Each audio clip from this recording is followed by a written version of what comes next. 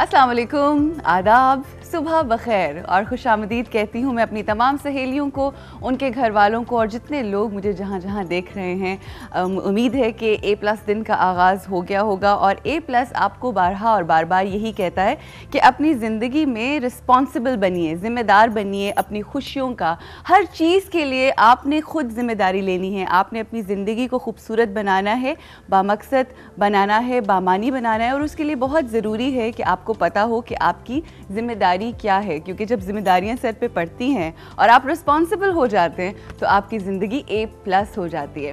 और एक रिस्पॉन्सिबिलिटी जिसके बारे में मैं आप लोगों से रिक्वेस्ट करती हूँ बार बार, वो ये कि हम सबको मिलकर ज़िम्मेदार बनना है और अपने इस माशरे के अंदर मस्बत तब्दीली लेकर आनी है। और वो तमाम चीज़ें जो कि पॉजिटिव हो रही हैं उनको फोकस भी करना है और उन्हीं के बारे में सोचना है और आगे बढ़ना है और बस आगे बढ़ते चले जाना है।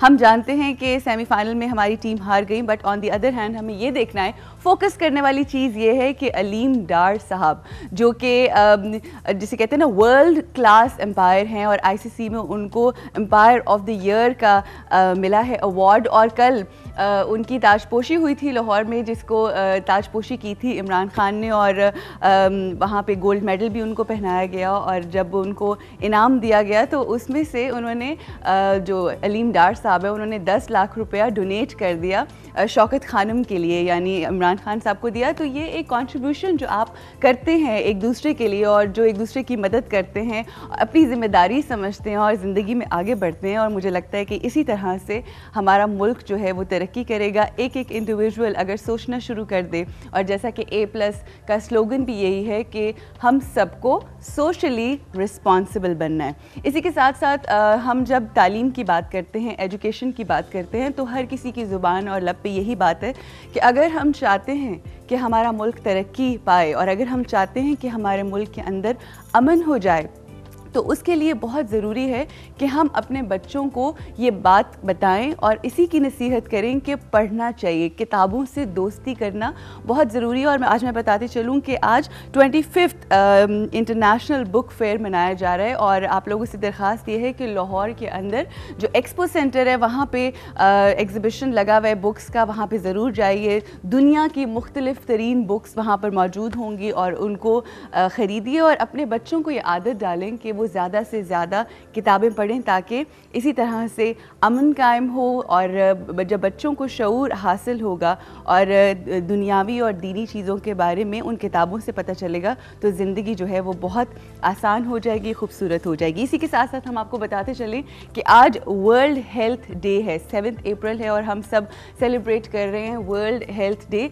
और बहुत अरसे से ये मनाया जाता है और किसी भी मतलब पूरे साल में जब हम इन डेज़ को जिसे कहते हैं ना चूज़ कर लेते हैं, तो इसका मकसद ये नहीं होता कि आप सिर्फ़ और सिर्फ उस एक दिन उस दिन को मनाएंगे और फिर सारा साल भूल जाएंगे, मगर ये होता है कि उस दिन हम अहद करते हैं और याद दहानी दिलाते हैं कि हमें जहन में रखना है और कोशिश जारी रखनी है कि हम इन इश्यूज़ के बारे में सोचें, समझें और अपनी ज़िंदगी के अंदर इसको लेकर आएँ ताकि हमारी ज़िंदगी बेहतर हो। हेल्थ डे के हवाले से ही आज हम लोगों ने ये पूरा दिन जो है उसको ऑर्गेनाइज़ किया है, अरेंज किया है, डिज़ाइन किया है।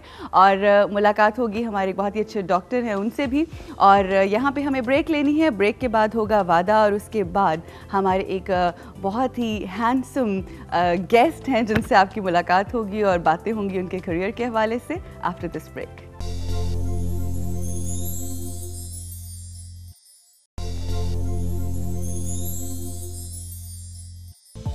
जी वेलकम बैक। जैसा कि मैंने आपको ब्रेक से पहले बताया था कि वर्ल्ड हेल्थ डे मना रहे हैं हम आज, और जो बहुत ही अहम इश्यूज़ जो सामने आए हैं इस हवाले से वो हैं child care, mental health, maternal health. और इस हवाले से जैसा कि मैंने आपसे पहले कहा था कि आज बात होगी हमारे इस प्रोग्राम में, बिकॉज़ आगाही बहुत ज़रूरी है, शऊर बहुत ज़रूरी है, ख़ास तौर पे बैठी सहेलियों के लिए। वो जो हमारी तमाम सहेलियाँ जो माएँ हैं जो अपने बच्चों का ख्याल रखते हैं, अपने घर वालों के लिए रिस्पॉन्सिबिलिटी है उनके सर के ऊपर। हम चाहते हैं कि उनको अवेयर किया जाए और नई रोशनी दिखाई जाए कि किस तरह से उन्हें अपनी ज़िंदगी को और ख़ास तौर पे हेल्थ इश्यूज़ को लेकर आगे बढ़ना है। वादा वफ़ा के हवाले से अगर हम बात करें तो वादा वफ़ा हम यही लेंगे कि अपने सेहत का बहुत ख्याल रखें, चाहे आपकी डाइट की सूरत में हो, आपको वर्जिश करनी है प्रॉपर, जो जिसके अंदर ऐसा खाना खाएं जिसमें प्रॉपर न्यूट्रिशन मिले। और उसके बाद एक चीज़ जो होती है ना कि हमारा कुछ रवैया ऐसा है कि हम डॉक्टर्स के पास नहीं जाते हैं और ज़रा सी बीमारी हुई हम खुद से अपना इलाज करना शुरू कर देते हैं। तो बहुत ज़रूरी है कि आप कंसल्ट करें उनसे जो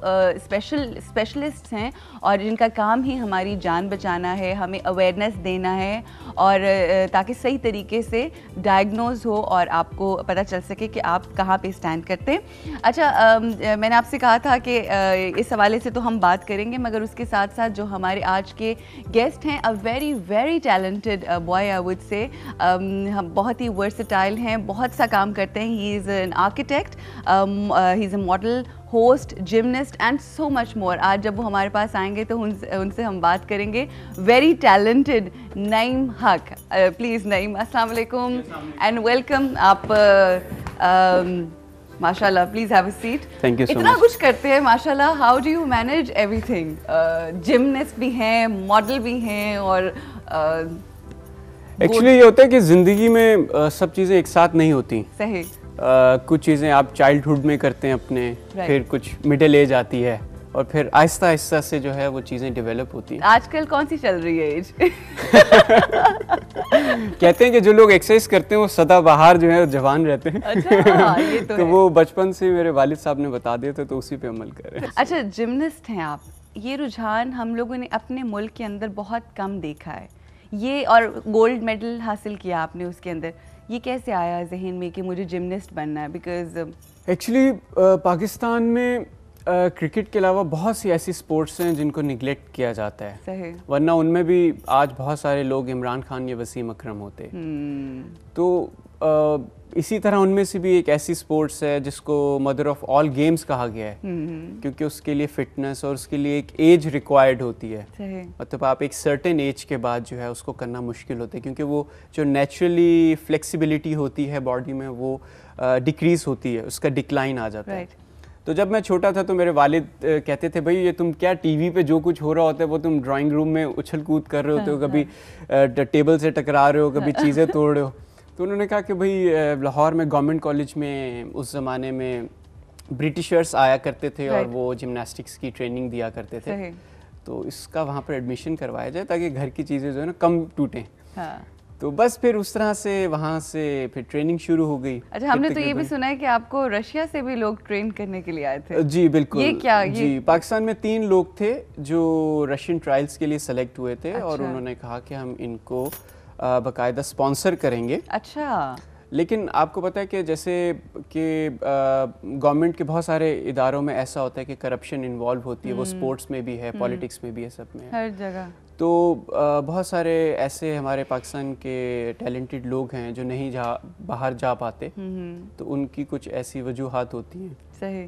अच्छा, वेरी अनफॉर्चुनेट, बट क्या करें, it's a part of the system and इंशाल्लाह एक वक्त आएगा और बहुत जल्द आएगा कि ये सारी चीज़ें जो हैं वो हट के और एक जो सही सिस्टम है वो अपनी जगह लेगा। बहुत सारी उम्मीदें। अच्छा नहीं, आप आर्किटेक्चर में आपने किया इधर से NCA से, नेशनल कॉलेज ऑफ आर्ट्स। कहा यह जाता, बाकी सारी जो डिग्रीज आपको मिलती हैं वो 4 साल में, मगर आर्किटेक्चर जो होता है वो 5 साल लगता है उसमें। तो कैसा मतलब कहाँ जिमनिस्ट और कहाँ आर्किटेक्चर? लेकिन जो NCA का एक्सपीरियंस है मैं समझता हूँ कि वो ज़िंदगी का best experience I can imagine कर किया है मैंने। अच्छा, रियली? हाँ, क्योंकि आप फर्स्ट ईयर में जाते हैं तो आपकी सोच और होती है, और फिर आप जब सेकंड ईयर में होते हैं तो वो आप डेवलप होते हैं। फिर इस तरह 4 साल 5 साल आप में बहुत डेवलपमेंट आ जाती है। जब आप NCA से बाहर निकलते हैं तो आपको आपके पास अपनी एक सोच होती है। सही। तो वो जो सोच है ना, हर इंसान की एक इंडिविजुअल सोच है, वो हम में नहीं है। हम लोग फॉलोअर हो गए, लीडर नहीं बनते, कि अपने आप को पहचानने की कोशिश नहीं करते। मतलब हम चाहते हैं कि कोई हो जिसको हम लुक अप करें, but we don't have our own vision. जी, तो NCA में जो नॉर्मल डेली असाइनमेंट्स होती हैं उनमें यही सिखाया जाता है कि आपका सेल्फ एनालिसिस क्या है, आप क्या सोचते हैं। आपको ये नहीं कहा जा रहा कि आप इस चीज़ को ड्रॉ करें, आप उसको अपने नज़रिए से देखें और अपने मुताबिक उसको ड्रॉ करें।